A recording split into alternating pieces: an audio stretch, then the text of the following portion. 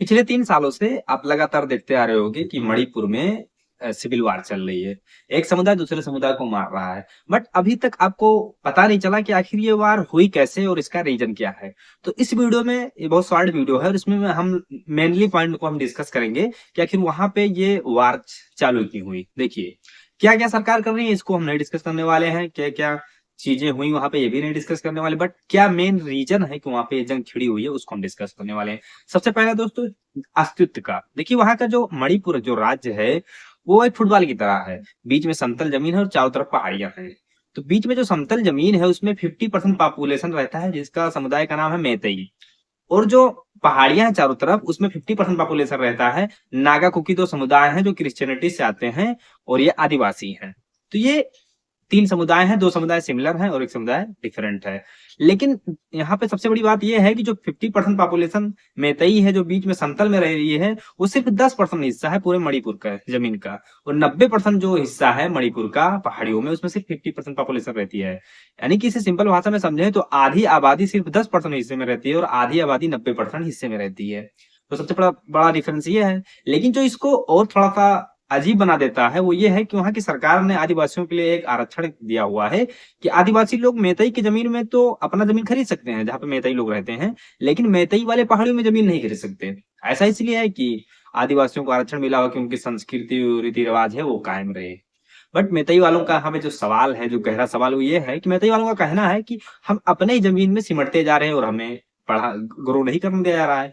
वहीं पे दूसरी तरफ से जब ये बात होती है तो आदिवासियों का कहना है कि जैसे पॉलिटिक्स में आ जाते हैं तो 60 पार्टियां टोटल वहां पे 60 सीटें हैं तो जिनमें से 40 सीटों पर कंट्रोल मैतेई का है, 20 सीटों पर कंट्रोल वहां आदिवासियों का है। तो इसमें जो मेन रीजन ये है कि आदिवासियों का कहना है कि 40% सीट ये खुद लिए हुए हैं और यही कंट्रोल भी करते हैं मैतेई वाले, तो जितना भी सारा बजट का पैसा आता है सब यही लोग खा जाते हैं। अब तीसरी बात जो वहाँ पे ये है, जब देखो एक पॉलिटिकल बात हो गई, एक भौगोलिक बात हो गई, तीसरी बात ये हो गई कि देखिए मैतेई वाले जो हैं वो उनका कहना है कि जो आदिवासी हैं 90% जो संसाधन है उन पे यही लोग राज कर रहे हैं। हम लोग 10% समतल ज़मीन में रह रहे हैं और उसमें कोई संसाधन उतनी है भी नहीं। जो मेनली संसाधन है 90% वो आदिवासी यूज़ कर रहे हैं। तो ये दोनों के बीच में इतना तनाव है इस चीज़ को लेकर कि वो हमसे ज़्यादा यूज़ कर रहे हैं, हम उनसे कम यूज़ कर रहे हैं। और एक बात यहाँ पे ये भी आती है कि सरकार ने जो इस चीज़ को जो आग दे दी, मतलब एक जंग की शक्ल में जो इख्तियार कर लिया, वो इसलिए हुआ कि सरकार ने एक पास किया, रेज़ीम चलाया कि जो मैतेई लोग हैं उनको एसटी आरक्षण दिया जाएगा, जिसकी वजह से आदिवासी भड़क गए।